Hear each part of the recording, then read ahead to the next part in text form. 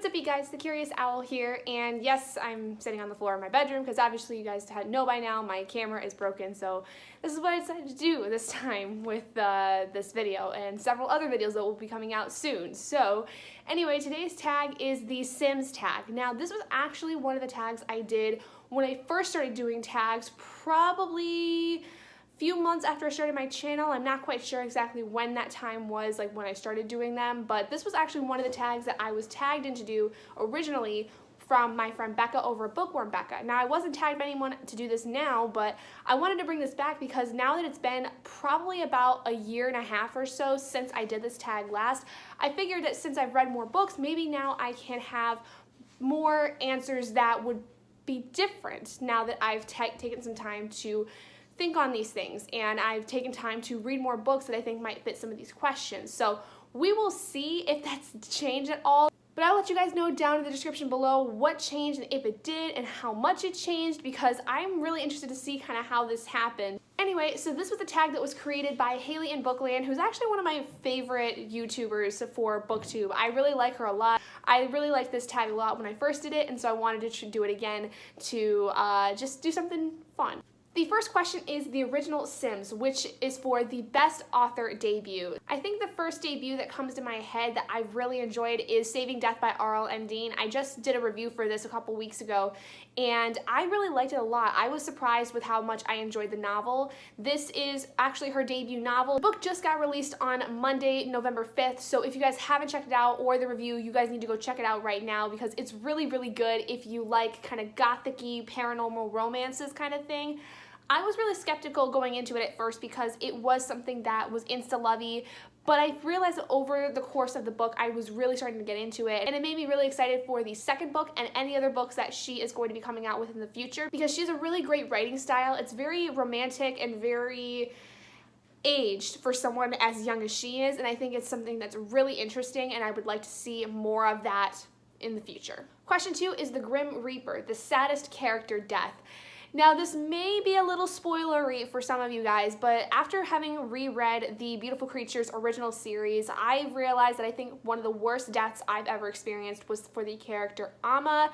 This is a spoiler for the series again, like I said, because Amma is one of the most prominent characters in the series, and I just thought that her death was so unneeded, but it was at the same time. But the fact that she did die was really hard on me as a reader and a lover of this series and of her character, because I feel like she did so much for Ethan and Lena that she didn't deserve to go out in the way she did, but it was on her own terms, and that's all I will say regarding that. Question 3 is Sims getting stuck, a character that just got in the way. For this I'm gonna have to go with Bran from the Song of Ice and Fire series by George R.R. Martin. I'm currently still in the process of reading A Game of Thrones, the first book, but Bran is definitely a character that gets in the way, and it is part of the reason why there is all this stuff happening within the series, because in the series, at the very beginning of the book, Bran ends up being tossed off a cliff by another character after finding out some really, really damning information, basically.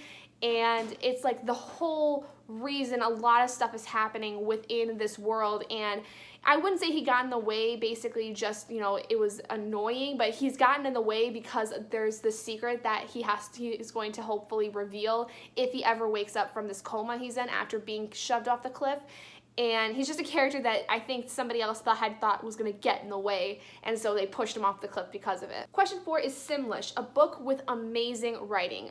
I think the last book I read that had some amazing writing besides R.L. M. Dean is Blood Magic by Danielle Rose. This is another independent author from Off Tones Publishing, and I really like her writing style a lot. This is actually the second book in a trilogy that I just finished reading and will be putting up a review for soon, but I really like the writing style a lot within this. It's very consistent with how the first book was, and it's kind of an adult, almost like a new adult kind of story, but I think that the language is really interesting because you have a character who in a modern day who's a witch and a vampire at the same time, and so she's got kind of a really strange lyrical dialogue and lyrical prose, but also it's still very hard-edged and still very modern and able to be seen from a modern perspective, and I really, really like that because I think that it just works very, very well with the kind of story that is being told through this series. Question 5 is expansion packs, a series where the books keep on getting better.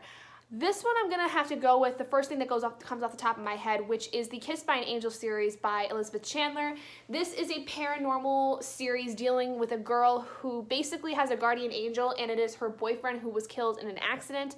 And the entirety of the series is him trying to find his way back to her in some capacity, even though he is supposed to be technically crossing over. He's unwilling to because he doesn't want to leave her. And I really like how this series kind of developed, because I thought that at first, the first like bind up of the 3 stories that were originally part of the series were really, really good. But then there were like 3 other novels that were brought out after that I thought had an interesting twist to them, to the original story. And basically like it was a continuation of the original trilogy, but they were all like centered around this idea that kind of twisted everything on its head for what was expected with Tristan and Ivy. And I just really liked it. I thought it worked really well with the entirety of the series, and I think that it really just kind of brought things very full circle with the series. Question 6 is a Sims romance, which is the worst case of insta-love.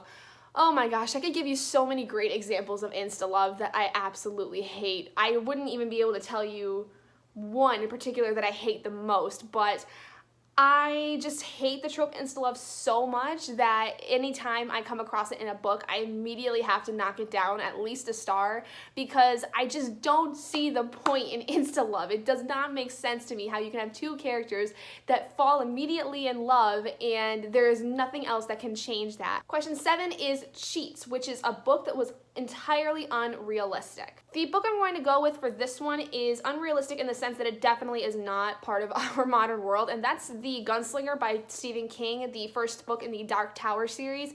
It's unrealistic in the sense that basically it's in a completely different world, and it's got elements of sci-fi and horror and western that is not something I think would really happen in our society.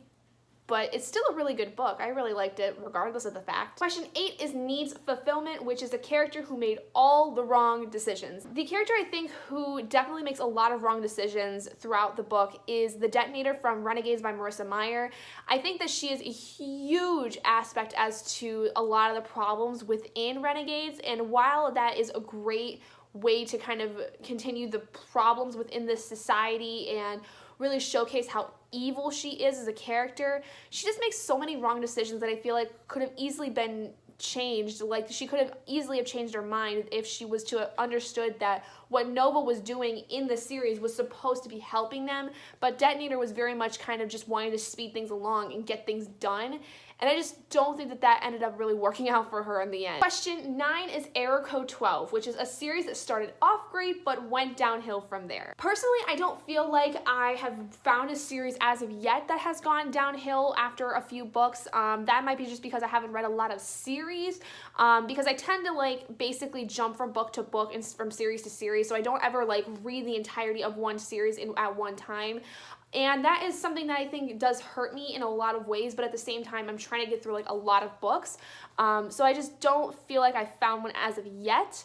I will say though that I think Order the Phoenix by J.K. Rowling, the 5th book in the Harry Potter series, was the least favorite for me out of the entirety of the series, because I just felt like it dragged on a lot, and I felt like I was just digging to get to the point of the story, whereas like the rest of them, the first 4 books were pretty good, went on a really good incline, but then Order of the Phoenix kind of dipped down for me a little bit, and then the last 2 books ended up being a lot better for me in general. But just book 5 was really, really slow, and I just felt like I just had to keep digging and digging and digging through the book before I could find a point where I was actually like enthralled in the story. Question 10 is The Sims Vortex, which is a book or series that completely engrossed you.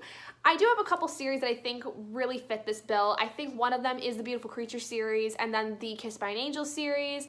I think the most recent series that I've become engrossed in is the Song of Ice and Fire series. I have really enjoyed reading a Game of Thrones a lot, to the point where I may even decide to continue reading the series even though it's not a part of my TBR thing. I'm still deciding on that because I don't know if it's going to fit in my November TBR, if I'm even going to finish it in November, because I didn't finish it in October, and I'm just really, really captured by this entire world and this entire story that I want to see where it goes, because I think that if I finish it, I'm gonna finally understand why everyone loves it and why everyone loves the TV series, and then maybe I'll finally watch the TV series because everyone's been telling me to finally watch it and I just don't really want to, but if I read the series, maybe I'll watch it. And the final question, question 11, is who do you tag? I'm not tagging anyone specifically as I don't have very many booktube friends to tag, but if you would like to do this tag yourselves, please feel free to. I will leave all the questions, as always, down in the description for you guys to check out.